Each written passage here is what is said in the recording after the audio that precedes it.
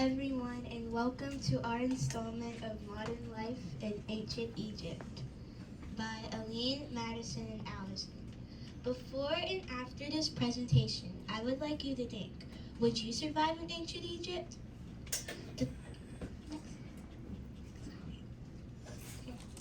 The three subjects of ancient Egypt our group will be covering today are daily life, culture, and social structure.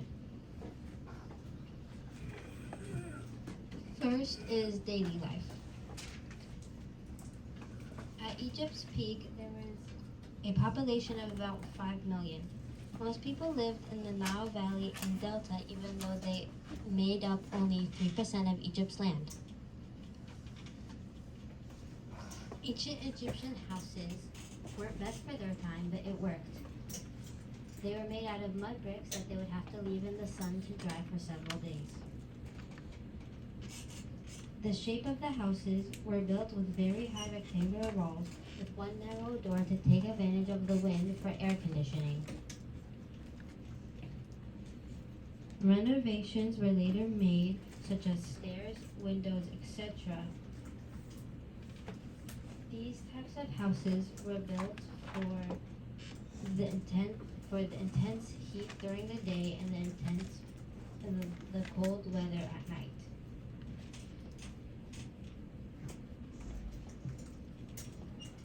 There were many jobs in ancient Egypt, and all of them had a purpose.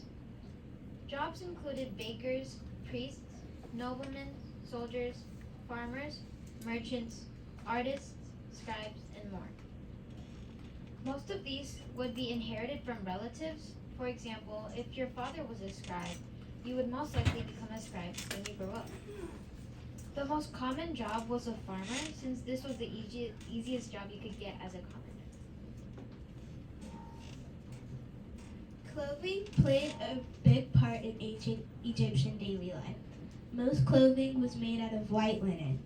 Cloth only became common in the 1st century AD. Noblemen wore a wraparound skirt called a kilt and a top with a design of roses. Upper-class women wore dresses with a shawl and shoulder straps. Lower-class men and women wore garments with not much design, as the clothing is made with less expensive linen and cloth, while being much simpler. The most used colors were red, blue, gold, and white. Now it is time for culture. It was believed by ancient Egyptians that each deity influenced every aspect of human activity. Some of the main gods they worshipped were Re, Isis, Osiris, and Horus. Every city and town had a different god they worshipped, with the major ones as well.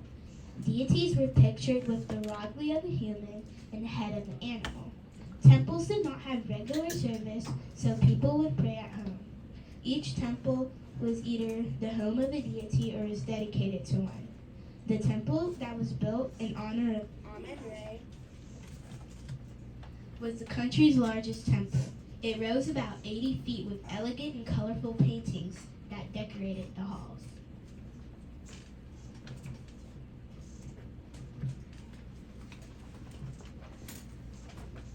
Hieroglyphics.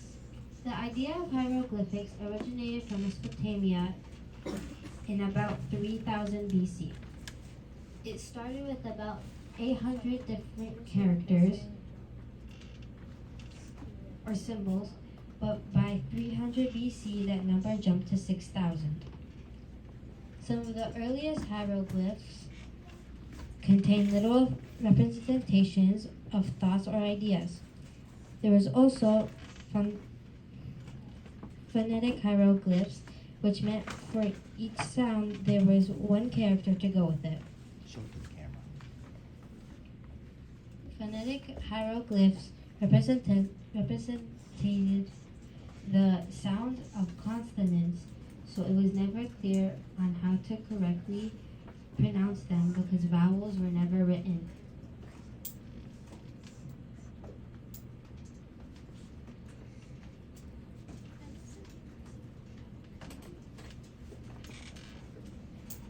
Laborers ate 2 meals a day, a morning meal of bread, beer, and often onions, and a more hearty dinner with boiled vegetables, meat, and more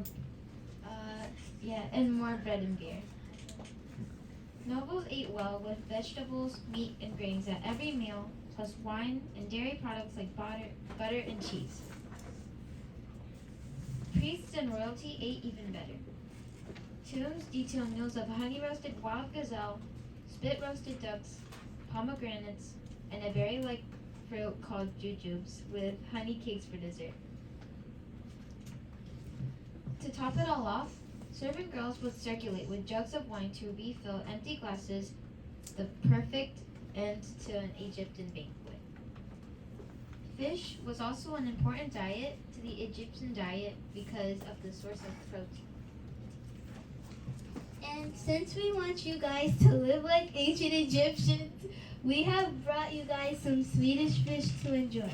Now, even if you don't want Swedish fish, I would recommend you paying attention to the number of Swedish fish you have, because it could help you get some bonus points in the future.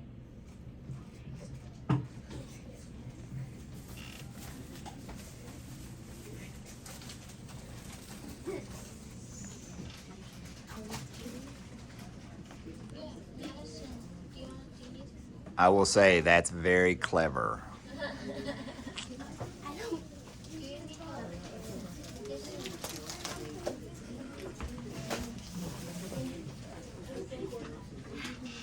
Have you got their numbers on them? No, names.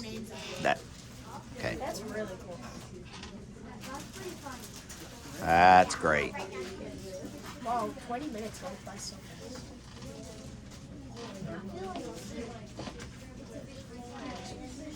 We've been set. So clever.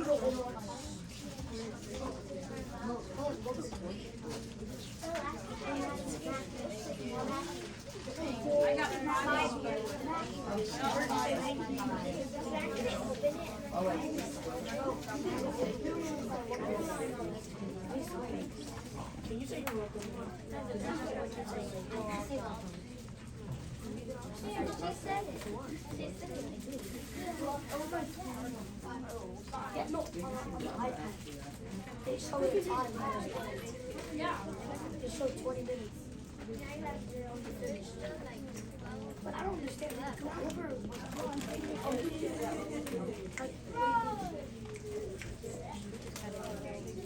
What do you have?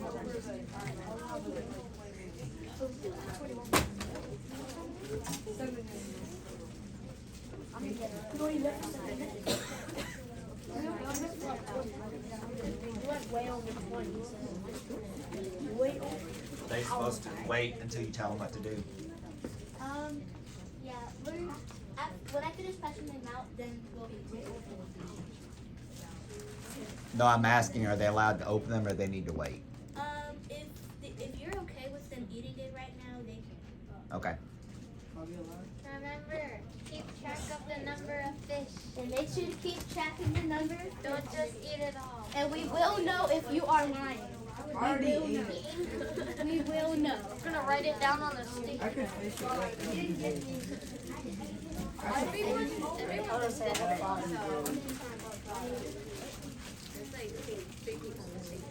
All right, moving along. And everybody got Swedish fish? Yay! Okay, good. Well, actually, no. Where's all this?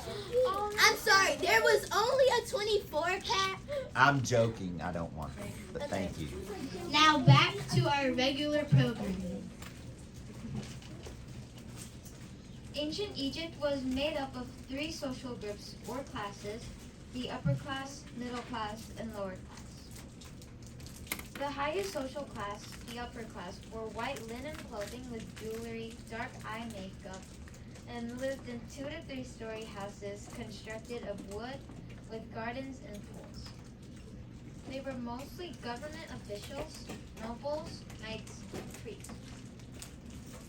The middle class also wore white linen clothing, but did not wear extravagant clothing like the upper class.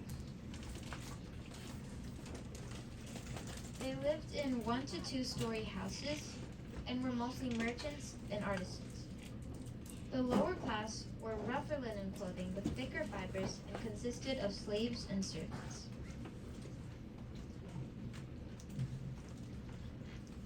As you can see here, this is an ancient Egyptian social pyramid. It has people's social status represented by their daily jobs. This proves that an Egyptian's daily life represented their status and reflected their wealth and power. Most every one of social pyramids have pharaohs at the top since they ruled the kingdom.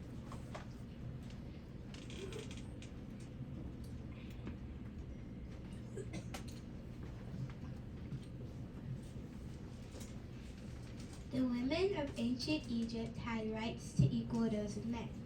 Through the Egyptian law, women were allowed to own property, have contractual agreements, and even suffer crimes and punishments, just like men.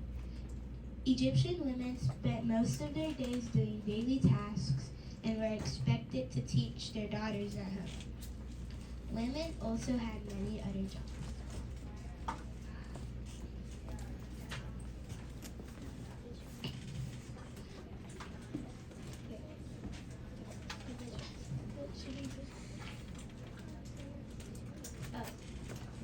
So now we're going to show you the visuals. Well, Allison's going to show you the visual that she Okay, so first, there's a poster of a jackal because it represents an ancient Egyptian's culture of believing in gods. And the jackal represents the god Anubis because he was the god of death, and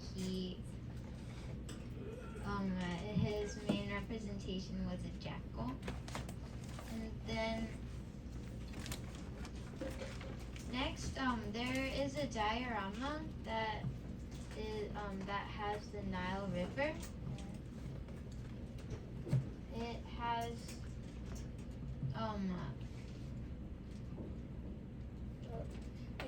This is the daytime, and then when you flip the box back, you can flip it back.